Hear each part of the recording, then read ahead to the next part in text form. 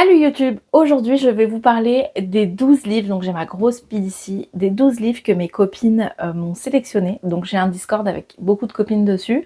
Il y en a 12 qui m'ont choisi un livre par mois et j'ai des bonus en plus parce que tout le monde ne pouvait pas participer, ils étaient tristes. Alors du coup je leur ai dit choisissez-moi un bonus. Mais quand je vois certains livres qui sont choisis pour la fin de l'année, je pense que je vais tricher un peu et peut-être les lire avant. L'essentiel, ce serait de les lire dans l'année, quoi. On va garder cette optique-là. Mais en tout cas, les 12 livres que mes copines m'ont choisis.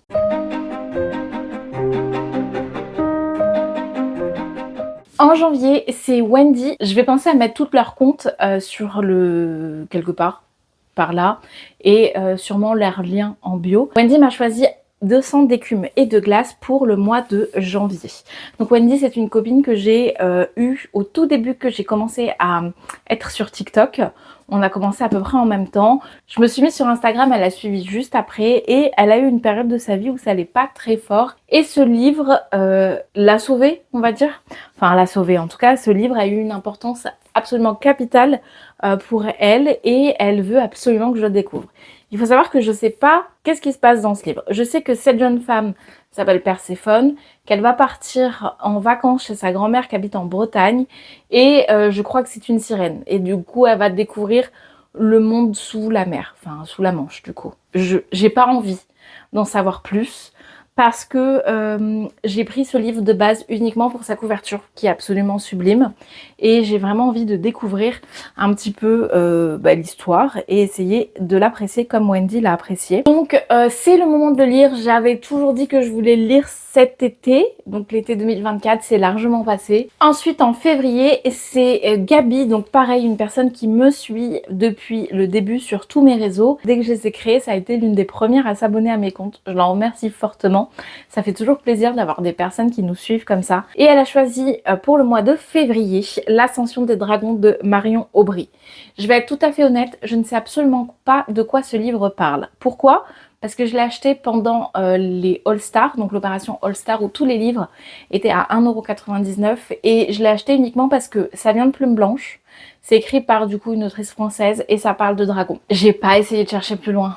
Je suis désolée, mais j'espère qu'il va me plaire en tout cas. Ensuite, pour le mois de mars, c'est Lucie. Donc Lucie, elle ne crée pas du contenu pour les livres, mais elle crée du contenu puisque elle fait des créations en bois sur le thème des livres. J'ai pas mal de ces petites créations chez moi. Attendez, je vous montre. Donc elle va faire des colliers, des marque-pages. Donc celui-ci, je le tiens parce que mon fils a fait tomber le dragon et donc il s'est cassé. Mais vous allez avoir des colliers comme cela. Attendez, je vais essayer de faire l'influenceuse. Voilà, donc les colliers Force Wings comme ça. Pour Noël, elle m'a fait un petit colis avec celui-ci. Et donc ça, je pense que c'est Crescent City. Je ne sais pas, je ne l'ai pas encore lu. Je sais, honte à moi. Elle va faire aussi des petits pins comme ça. Donc ça, c'est Book Boyfriend are real in my head. Donc mes book boyfriends sont réels dans ma tête. Je suis désolée, j'ai plein de peintures, mais actuellement, je fais une peinture à numéro. J'en ai partout. Et aussi des marque-pages en bois comme ça découpés. Très sympa, très joli. J'aime beaucoup. Et elle fait vraiment énormément de choses dans cet univers-là. Et pas que, hein, bien évidemment, mais je lui ai commandé des cadeaux pour Noël. Je lui ai commandé aussi des cadeaux pour la crèche. Bref, plein de petites choses en bois, décorées et surtout personnalisées. C'est vous qui choisissez ce que vous pouvez avoir dessus. Je vais vous mettre les liens également de ses réseaux dans ma barre d'infos. Mais allez voir son compte, c'est hyper sympa. Et elle m'a choisi donc La Maison aux ailes déployées de Olivia Wildenstein. Alors ce livre-là, j'en ai entendu que du bien. Vraiment, rares sont les critiques négatives sur ce livre-là. Je sais pas trop de quoi il parle non plus parce que je l'ai acheté pendant ma frénésie où j'achetais plein de livres sans vraiment savoir de quoi il parlait, juste parce que j'en entendais sur les réseaux. C'est quelque chose que j'ai un petit peu changé maintenant, hein. Maintenant, je me renseigne vraiment beaucoup sur les livres et surtout parce que j'ai la possibilité de les demander en service de presse. Donc je demande pas tout et n'importe quoi, je me renseigne énormément sur les livres, je ne juge pas maintenant que à la beauté. Mais je vous avouerai que pendant une petite année, c'est ce que j'ai fait et ça a fait grimper ma pile à lire de près de 100 livres. Là, je l'ai bien baissé, je suis à 80 livres, mais bon, voilà, ça arrive, on a tous des phases comme ça. Hein. Mais ça fait également partie de ces livres que j'ai achetés sans savoir de quoi ça parlait. J'ai 2 livres de R.F. Kuang dans ma pile à lire et le premier, c'est celui-ci, Babel, donc édité chez De Saxus. J'ai l'édition avec la tour en jaspage, je la trouve absolument sublime, vraiment, elle est incroyable cette édition. J'ai très hâte, mais j'ai très peur de lire ce livre, tout simplement parce que je n'ai entendu absolument aucune critique négative, mais on rentre dans de la fantaisie adulte. J'adore la fantaisie adulte, mais je suis quand même pas mal critique sur la fantaisie adulte. Disons que sur les fantaisies young adulte ou romantasy, j'ai tendance à laisser passer un petit peu plus de choses que ce qu'il pourrait être pour la fantaisie adulte. Je me lis majoritairement de la fantaisie adulte, donc forcément, je suis très pointilleuse. Et ce livre-là, il paraît que vraiment c'est une pépite. Tous ceux qui l'ont lu, en général, c'est les meilleures lectures de l'année. Ce livre se place toujours dans le top. C'est pour ça que ça me fait si peur, parce que je me dis que si je l'aime pas, je serais peut-être passée à côté de quelque chose que les autres ont décelé. Bref, j'espère vraiment que je l'apprécierai. Dans ce livre-là, on va parler de colonialisme. Vous allez avoir un jeune qui va commencer à travailler donc dans la tour de Babel pour faire des traductions, si j'ai bien compris. Et donc c'est dans la cité d'Oxford. Et il va se rendre compte à quel point les traductions qu'il peut faire ont un poids phénoménal dans la gouvernance de manière générale. Ce livre-là, il me fait énormément envie, autant qu'il me fait peur, je pense. Une lecture que j'ai toujours repoussée. Vraiment, je pense que c'est la lecture que j'ai le plus repoussée. Et pourtant, c'est l'une les plus connues dans le monde de la fantasy adulte. Robin Hobb, l'assassin royal. Donc on est là sur le premier tome, l'apprenti assassin. Je sais que c'est une saga avec énormément de livres. Ça me fait pas si peur que ça. Mais celle-ci, énormément de personnes me poussent et font du forcing pour que je le lise. Sauf que je le fais jamais, en fait. À chaque fois, je me dis, ouais, c'est bon, je vais le lire et je le reporte. Je le reporte, je le reporte. Pourquoi? Je ne sais pas, parce que je suis persuadée que lorsque je vais commencer cette saga, je vais me dire, mais pourquoi je ne l'ai pas lu plus tôt? Vous n'aurez pas la réponse, je ne sais pas, moi non plus. Mais on va parler du coup de Fitz, qui est un apprenti assassin. Et je sais qu'on va le suivre tout au long de sa vie. C'est tout ce que je sais de cette saga-là. Et honnêtement, j'ai pas besoin d'en savoir plus de la fantaisie adulte écrite par une femme.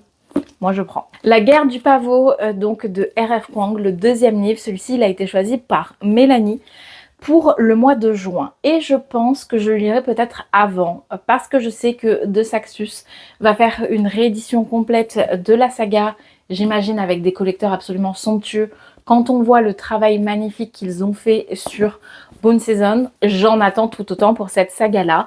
Mais en tout cas, ce livre-là, ça a été un coup de cœur pour énormément de personnes qui aiment la fantaisie adulte. Alors je sais que ça va parler de tout ce qui est opium, de guerre de l'opium, et également tout ce qui est conflit japonais. On va suivre cette jeune femme, donc Rin, qui va suivre une formation pour entrer dans l'armée de l'Empire. J'ai tellement hâte de découvrir la plume de R.F. Kuang, vraiment j'en entends que du bien et je me lance jamais. Ça sera une excellente manière de sauter le pas. Manon m'a choisi pour le mois de juillet Blood and Honey. Donc là on va suivre la suite des aventures de, comment elle s'appelle déjà, je ne sais plus, Lou et Reed, c'est ça exactement, Lou et Reed, donc qui sont un couple de sorcières et de chasseurs de sorcières. Donc le tome 1 je l'avais lu et j'avais trop aimé. C'était pas un coup de cœur mais vraiment on n'en était pas loin. J'espère autant du tome 2, même si je sais qu'il y a énormément de longueur, étant donné que je sais et je suis au courant que ce livre peut être moins bon que le premier, je pense que j'ai pas trop de surprises. En août, Eva m'a choisi The Hurricane Wear. Donc Eva est présente également sur TikTok et Instagram. Pareil pour toutes celles qui sont présentes sur les réseaux sociaux. Vraiment, allez voir dans la barre d'infos pour aller les suivre. Que des comptes que j'aime beaucoup. Eva, elle est très axée romantasy et elle m'a donc choisi The Hurricane Wear de la maison d'édition Calix. J'adore cette maison d'édition là. Vraiment, ils font des romantasy qui se lisent toutes seules. Ça passe vraiment tout seul. Et j'ai eu déjà plusieurs services presse d'eux et j'ai jamais été déçue dans les services presse, où on va parler, en fait ça va être clairement une réécriture de Star Wars. Vous allez avoir une jeune femme qui s'appelle Taliesin qui elle combat du côté de la lumière et elle va rencontrer Alaric sur un champ de bataille qui lui combat du côté des ténèbres, la guerre des typhons, etc. Et leur affrontement vraiment est inéluctable, je vais y arriver, sauf que il y a une menace plus importante qui se profile et ils vont devoir coopérer tous les deux. Je pense que ça va quand même bien me plaire. Et petit bonus, c'est que je trouve que voilà, le travail de mise en page est quand même assez sympa. Vous avez le petit bateau qui remonte au fil des pages, c'est plutôt cool. J'ai hâte, voilà. Je pense qu'il n'y a pas d'autre chose à dire que ça. Pour septembre, c'est Gaëlle qui m'a choisi une lecture et c'est Plein ciel de Siècle Vaillant. Ce livre, il divise puisqu'il y a autant de personnes qui l'adorent que de personnes qui n'ont pas du tout accroché. J'espère faire partie de celles qui l'adorent. Déjà, je trouve la mise en page, le travail éditorial dessus est très joli. On va suivre l'histoire de Ivoire, donc qui est une monteuse de ruban qui a sa petite vie tranquille, mais lorsqu'elle sera repérée par la maîtresse jouée de Plein ciel, donc l'opéra Plein ciel, celui dans lequel où tout se joue, elle va ne pas avoir le choix et elle va être forcée de déménager dans l'opéra de Plein ciel. Elle va être plongée dans les coulisses et dans tout ce qui est intrigue politique. Je crois que celui-ci, c'est Bing Bang, donc forcément c'est un young adulte, mais il paraîtrait que quand même il aurait tout d'une fantaisie adulte. Très hâte de le découvrir. Ensuite, pour octobre, Laurie m'a choisi La Voix de la vengeance de Sacha Morage, édité chez Plume Blanche. Alors celui-ci m'avait toujours un petit peu intriguée. On va suivre l'histoire d'une fille, je ne connais pas son nom, de toute façon vous avez bien compris, moi et les noms ça fait 10. On va suivre une fille qui va vouloir venger la mort de son frère et apparemment c'est une fille assez moraligrée qui va faire des choix à la moralité vraiment douteuse pour obtenir son besoin de vengeance. Alors là, les 2 derniers livres, on va certainement tricher parce qu'il est absolument hors de question que j'attende autant de temps pour finir la saga Kéléana et donc le tome 7, même si c'est un gros pavé, j'ai pas envie d'attendre jusqu'à novembre pour finir la saga, surtout que c'est le dernier tome pour clôturer une saga et mon objectif de 2025, comme celui de 2024 que j'ai clairement échoué, c'est de terminer un maximum de sagas avant d'en recommencer d'autres. J'en entends que du bien de ce livre-là, j'avais beaucoup aimé le tome 6, le tome sur Cole, oui, je sais, même si beaucoup ne l'aiment pas, moi je l'ai particulièrement apprécié et j'ai très hâte de clôturer cette saga et de voir comment ça finit parce qu'apparemment il est absolument incroyable. Et je vous ai pas dit, mais ce livre m'a été choisi par Rizlen. En même temps, je suis pas trop étonnée, elle vit et elle a son âme dans cette saga. Et enfin pour décembre, Marion m'a choisi le livre 4 du sang et la cendre, La guerre des 2 reines, mais pareil, lui je comptais le lire premier trimestre de 2025 parce que j'ai pris un peu de retard dans la saga. En fait, j'avais lu le tome Une onde dans la braise pendant ma lune de miel et j'avais été pas mal déçue sur ce livre-là. Du coup, j'avais eu du mal à rebasculer directement sur celui-là. Donc j'ai préféré faire une petite pause et il paraît que celui-ci est vraiment trop bien. Et après, je sais que j'ai encore le tome 2 du Nombre dans la braise. Et il me semble du coup que le tome 5, ce sera sur un point de vue sur Castille. Bref, j'ai hâte de sortir ce livre de ma palle, mais j'ai vraiment pas hâte d'attendre jusqu'à décembre. Donc c'est pour ça que je pense fortement que je vais le lire avant. Je vais tricher, mais c'est pas grave parce que je vais les lire. Moi, je compte bien lire ces 12 livres. Et ensuite, j'ai 3 livres bonus. Donc ça, c'était les filles qui n'ont pas eu le temps de répondre au sondage si elles voulaient participer ou pas. Du coup, je leur ai laissé la possibilité de me choisir 3 livres bonus. Et donc dans ces 3 livres-là, je vais avoir Gideon la 9e qui a été choisi par Jodie. Là, on va être sur un livre de science-fiction. Je ne sais pas si exactement si c'est de la dystopie ou pas. J'en ai entendu que du bien. On me l'a offert du coup pour Noël. Donc c'est Mélanie qui me l'a offert pour Noël. Non, c'était pour mon anniversaire, oui, pour mes 30 ans. Elle m'avait offert plein de livres, dont celui-ci, donc j'ai très hâte de le découvrir. Ensuite, Maeva Aka, la forceuse en romantaisie, m'a choisi cet énorme pavé. Crescent City, le tome 1, c'est sa saga coup de cœur, elle ne fait que m'en parler. Je sais qu'on va suivre Brice qui va devoir mener une enquête pour élucider quelque chose. Je ne sais, je crois que c'est un meurtre, mais j'en suis pas très sûre. Et elle va découvrir Hunt. Elle va tomber sur Hunt. Et bref, elle l'adore, elle ne vit que pour cette saga. J'espère que moi aussi. Et enfin, Sonia, donc Soniane sur le BookTok qui a arrêté de faire des vidéos depuis, m'a choisi Le Prince Captif. Donc j'ai l'intégrale 1, tome 1 et tome 2. Celui-ci, ça va, il n'est pas hyper grand, il fait 500 et quelques pages, mais je sais que le tome 1 est hyper dur et je sais qu'il y a énormément de trigger warning dessus.